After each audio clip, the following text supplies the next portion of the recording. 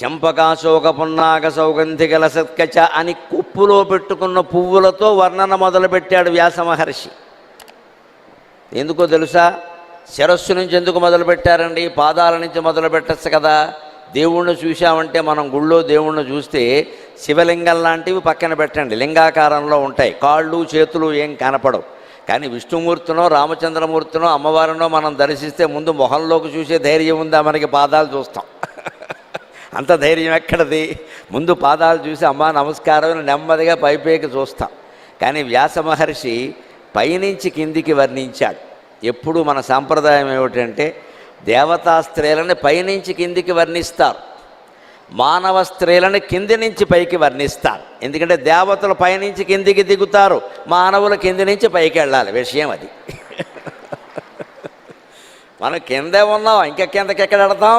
కింద నుంచి పైకి వెళ్ళాలి.